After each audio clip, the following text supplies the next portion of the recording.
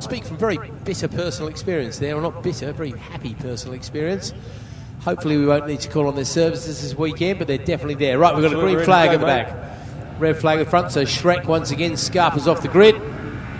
Revs rise. Everybody and away we go then. Oh, terrible start there from pole position. Very slow off the line. He's been swamped to the lights, but fortunately a few other slow starters as well. So Dan North not making the most of it. I think Pete Woodall got away okay. I think Luke McRae might have hooked up nicely too. And again, whole new load of colours and things like that for us to work on, and we'll pick them up as we go. Pete Woodall very distinctive on the red machine there as they go down to Wilson's for the first time. It's quite annoying we can't see all the way down to the corner. We'd like to have another story on this building, wouldn't we, Rick? Yeah. Open the sunroof and climb up top. Out of Steve Palmer corner then up towards Agostini's, and look at this three abreast action. This is the kind of action we expect from the CB 500s, and it's a real bun fight going into there for the first time, isn't it? Elbows are out. Yeah, this is a freight train as you'd expect with a full grid like this, not competition. Side by side out of Agostini's in third and fourth.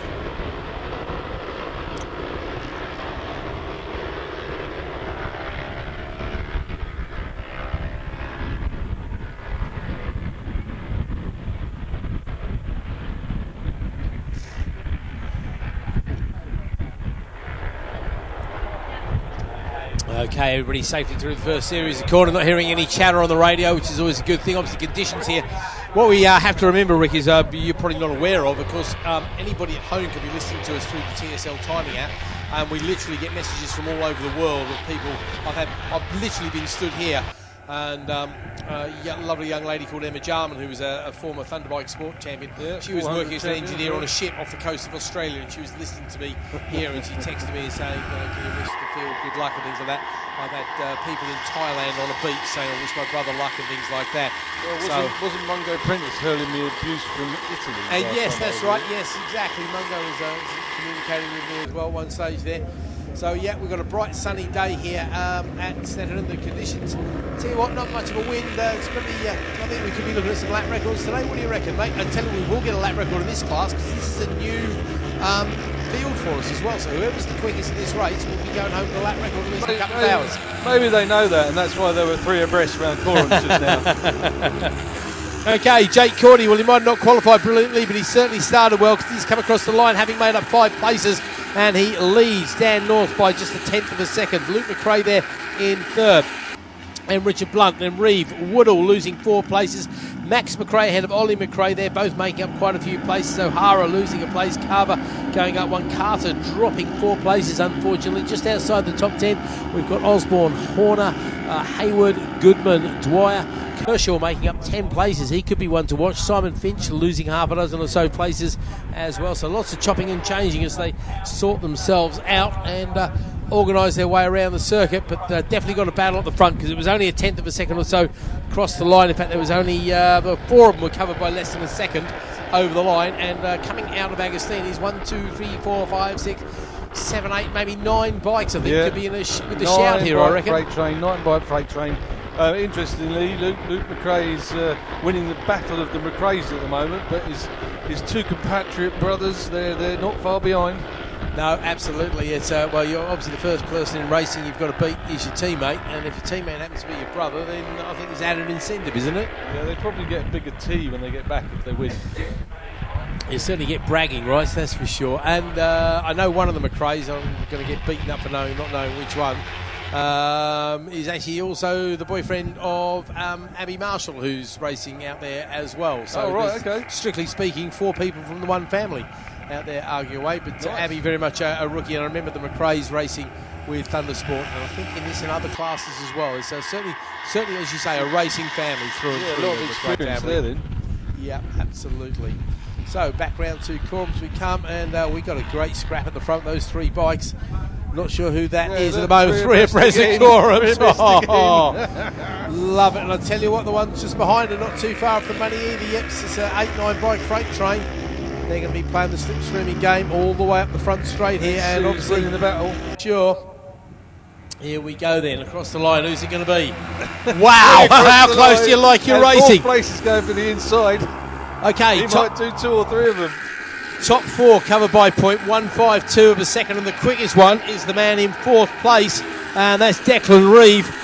But I'll tell you what, the top three were covered by 0.02 of a second, so that is pretty as side by side as it gets, isn't it, Rick? Yeah, I'm really enjoying this actually, because you've got that battle at the front, but if you look down the field, there's little groups of ones and twos and threes. They're all having a good scrap. It's spreading out a bit now, but everybody's getting a race. Everybody's got somebody to play with in the sandpit, Exactly basically, right. haven't they? Which is what it's all about, because it doesn't matter if you're battling for first or 15th at the end of the day. If you have a good race, that's what it's all about, as you well know. 100%. I've always said I don't mind fighting for 10th if I'm racing. Yeah, You know? no, absolutely. Some of my best battles have been for 8th place.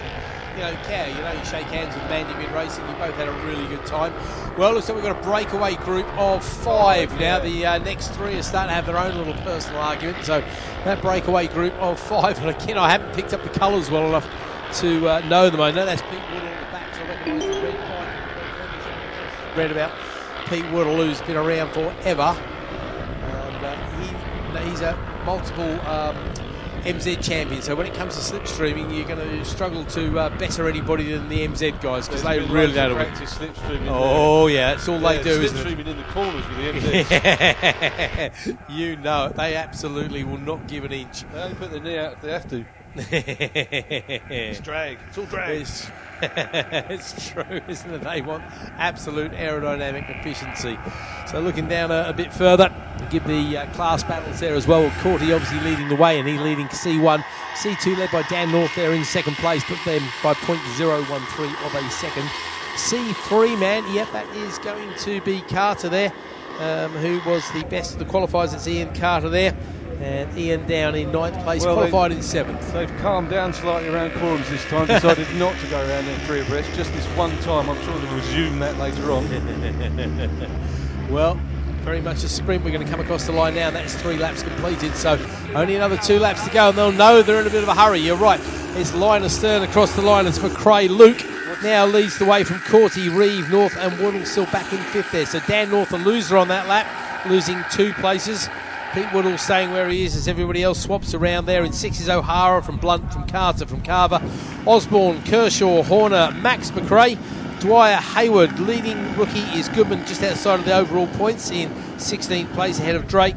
And Big Joe Baldry there, first time out on this little bike. He's running 4th place of the C3 class. Not too far behind his main rival, I think.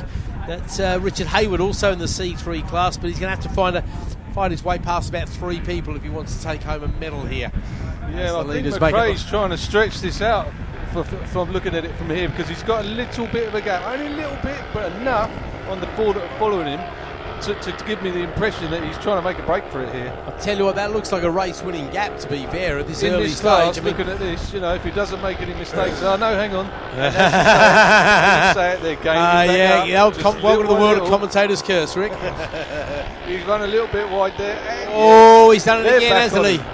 Yeah, okay, so that what would look like a race-winning advantage of about 10 bike lengths is now a... lasted to the end of your sentence, basically. Yeah. So now he becomes the target as they slipstream their way down. He very much hunted. Oh, look, it's going to be 3 abreast under the brakes. Down into the under the bridge back there. There's 3 abreast on the brakes. Yep, they go down the bridge through Brundles, then into the right-hander at Nelson's there, of course. I expect the bomb hole's going to be a bit crowded, and we might have yet another 3 abreast round quorums. Well, we'll see what we can see at the bomb hole. Oh, yeah, we're definitely 2 abreast at the sharp end there, so now they're going to get the hurry-up flag as well, so there's going to be a lot of tension and frantic paddling underneath those helmets in just a moment. 5 bikes make their way around quorums for the penultimate time, and yep, that race-winning gap has definitely come down. Battle for 6th place as well. I know there's only a few points, no trophies on offer, but obviously a lot of personal pride of getting the head of that one. Then behind them, the battle for 10th as well is pretty close, but here come the leaders over the line. Right, here we go then. Leading the way, it is Luke McRae. Now, Luke was the one who looked as though he had that advantage, and he's held it all the way down the straight, but the slipstream has come into effect for Dan North, maybe Jake Corty there. Yeah, they're looking for the inside here. Yeah, he's alongside now. Who was in second place? North was in second place. It was North, Dan North like there. He's made a move into Wilson's. So out of Wilson's we go to Palmer's. Quite a tricky left-hander that one, isn't it? Real late apex corner, very easy to get caught out there. I really like that corner. It is a challenge, run right out wide on the run ball strips if you get it right. No, absolutely easy place to find yourself. Okay, under brakes then, no change at the front. It is still McRae Luke leading into Agostini's. Now this is the section where we thought he struggled a little bit last time, didn't we though, through Hamilton's. Yeah, I think who's got the orange wheels? Because I know it's really tough from this distance. It is, isn't it? Tell anybody, but you're right. They do look quite similar. I think it might be Dan North. Again, those little details you say. The orange wheels is a good little detail to pick up on. Well, first and second, and now they have broken a little bit of a gap on third, fourth, and fifth. But this straight here, the guy in fifth place could get to second. He's got two big people punching the air out in front of him. No, it's not. There's too big a gap. No, there's but no way. First and second have changed places down the back straight. Okay, we think that might be North and McRae arguing over the spoils there as we have a look to our camera. Unfortunately, we do not have any sort of HD TV thing. I wish I knew an HD TV specialist right now, Rick. Yeah, I'm not sure if there's a change there or not. We can't tell from this distance. They're going to go to the bottom hole. There's only going to be a bike length or so between them. Yeah, we couldn't see the braking area, so there was definitely a change, but we don't know if it got taken back at the end of the straight. Okay, round corners we come then. And whoever's got the orange wheels, you're in your team. They're in front.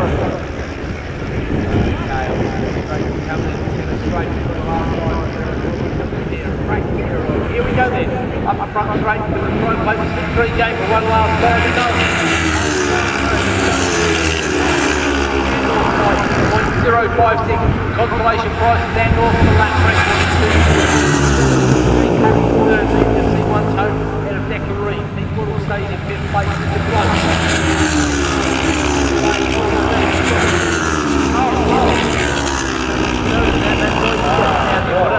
So no orders there for him, unfortunately.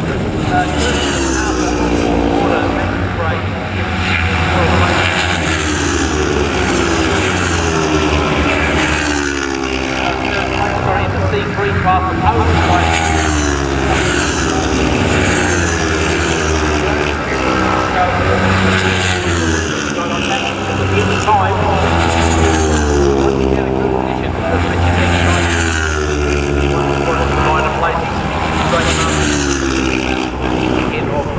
But again, only by 0.098 for the second, so another good little scrap.